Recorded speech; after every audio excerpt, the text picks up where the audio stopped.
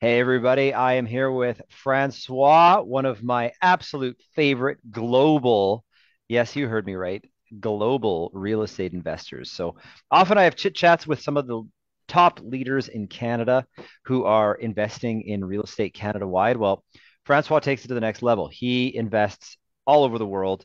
He's a multi market investor, and his knowledge base is absolutely unbelievable. So, Francois, just thank you so much for sitting with me this afternoon to chat real estate for a minute, and let's get right into it. Tell everybody a little bit about how you became an international man of real estate. Yes, thank you. Wow, that is a bit intimidating, but it's true. I'm actually working through my income tax right now, and yeah, it's getting complicated with 5 countries so far and more coming.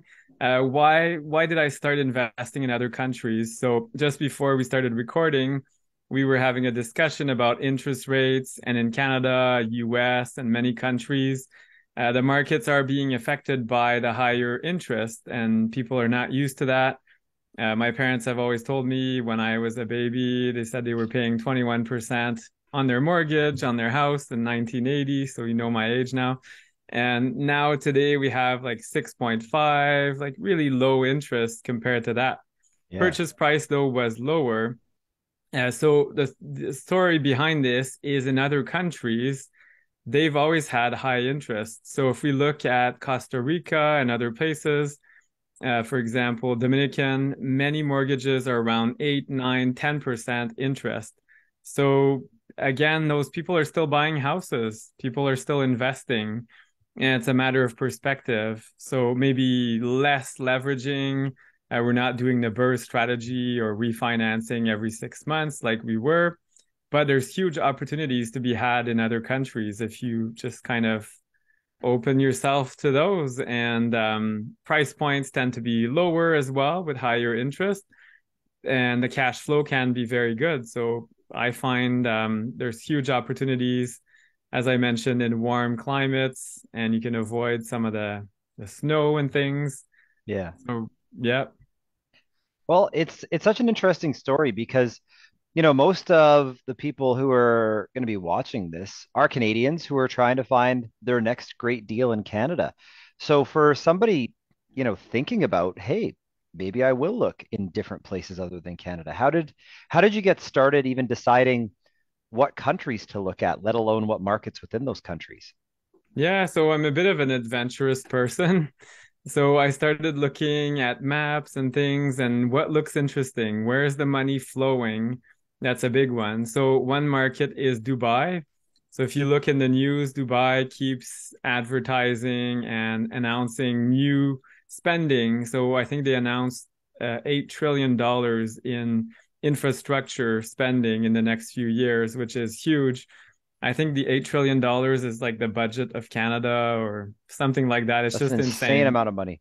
So they're just spending that on roads and schools and things. So imagine what kind of city that will be. And it's already just in like really developed, and they're going far, far beyond that. So that's one reason. I don't love where it's located because of politics, and there's a lot of war around the area, but there is something there. So if somebody wants to invest, I think Dubai has great potential. People are coming from all over the world to invest there. I love Latin America as well. Huge potential. I speak Spanish un poco. I need to work on it, but I do understand it. I've always loved Spanish. So you kind of go where your interests are and also where the money goes. So Latin America, tons of people are vacationing there. So you can do short-term rentals, you can do mid-term rentals, and the regulation and all that is very open. So you can rent short term. You're not getting like me in Ottawa where I live. You can't do Airbnb unless it's your principal residence, and there's all kinds of rules. So I like those countries where the rules kind of are flexible and you can make a lot of money. And yeah, you got to be careful and you have to build your network. Just like yourself in Alberta and in BC, you need to work with good people like Mogul Realty, and you need to find those in other countries. So that is a challenge for sure. Well, thank you for the kind words about our company, but yeah, more about you. I mean, fine, like that's got to be a stressor. We talk to people from Vancouver and Ontario who want to buy in Edmonton and vice versa. And that seems like a stretch. And it's an hour and a half plane ride. So Yeah. when we're thinking about flying through different countries with connecting airports, it could take a day and a half to get to your property. How did you go about building that team? What were some of the steps that you initiated to get comfortable with a support network for your properties in other countries? Yeah, so Canada is so multicultural. Wherever you go, you meet Canadians as well. So wherever I've been, I've found Canadians, which seems a bit funny, but I guess it's kind of like different cultures. If you're Italian, there's Italians pretty much everywhere. So same idea. You go, I like to go physically where I invest at least once or twice and start meeting with other people, expats that have moved there and they've made their lives overseas. And then you find out who they work with and then start interviewing them. So you don't be afraid to ask questions, like start interviewing people. You'll need, just like in Canada, property management, you'll need legal advice, banking, all of that, which insurance, which is less common in many countries. So you got to go and experiment. And I've made Yeah. mistakes. I have to be honest. Some things weren't perfect, and some others are way better than others. And you kind of learn along the way and start smaller. Like I haven't sent $1 million. Here you go. I've never been there. Just buy whatever. I usually start small and grow incrementally. So once Uh, I like the market, I've seen the potential, then I start investing more in that area. yeah, that's a great tip too, is just start with a small deal that aren't all of your eggs in one basket No, to build that trust and to make sure that you are comfortable working with that person. And if they do a great job, then you can start growing from there. Now, that's it. you see, you made a comment that I'm really curious to chat about, which is, start interviewing some of these people and ask some good questions to get a chance to get to know them. So I'd love to talk more about what that looks like. Let's say Yes. that we're interviewing a property manager or a contractor. What are some of the things we want to talk about and ask as someone from another country? Because they're going to know we're from another country. They're going to know Yeah. we're like it's not a secret. We're really far away. So how do you assess the trustworthiness and the reliability of someone in a conversation?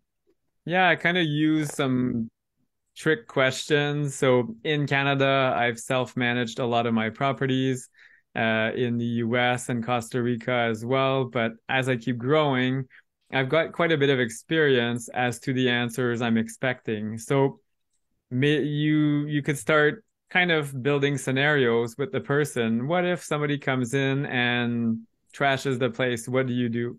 You put them on the spot. Like, don't be afraid to push them. Worst case, you hang up and you get another person. So I'm not mean with them or anything, but I do ask some hard questions. What's your contingency plan? What if the place burns down? How available are you? How can we reach you? And outside of Canada, most of the world is on WhatsApp, which is very different. Canada, USA, we don't use it as much, but pretty much everywhere else, people on WhatsApp. So I get messages all the time from people in all those countries saying, hey, this is going on and this is it. So it's again kind of reading between the lines. What does this person do? What's their background? I don't ask for references because when people give references, it's always the best people that will say, yeah, they're awesome. I'd rather kind of do my own digging, some research in their marketing. Do they have a social media presence? What do they do? What are the ratings on Google if they exist on like Google or and other things? So Makes sense. Makes sense.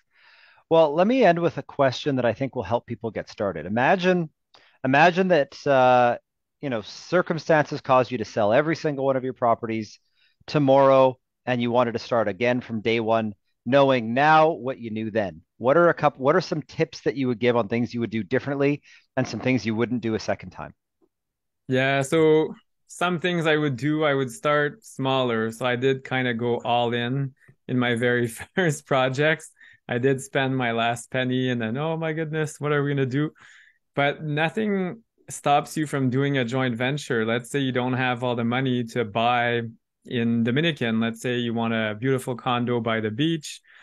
and you don't have all the money, well, why not partner with someone? And that's something I considered after almost 10 years of investing in real estate. Okay, I've run out of money. Maybe I could partner with others. So that's one way. And something else is don't be afraid to try things. What's the worst that can happen? Really, you don't want to put yourself in a dangerous situation where you could be like murdered or something. But beyond that, when there's more risk, there's a usually more reward. So if you do a bit of planning, a bit of research, then do some calculated risk. And I was very conservative at first, and now I'd say I'm trying things, and the things that seem scarier, actually, the outcome is usually better so Wow. far. Okay. Well, those are great tips. Well, Francois, thank you so much for chatting with me today. Just a little bit about real estate and going global. For everybody that's watching this, I've tagged Francois in the description of the video, so you can click on his name and send him a DM if you want to talk all kinds of international real estate. He's a great resource. And Francois, have yourself a great day. We'll talk again soon. Thank you. Take care.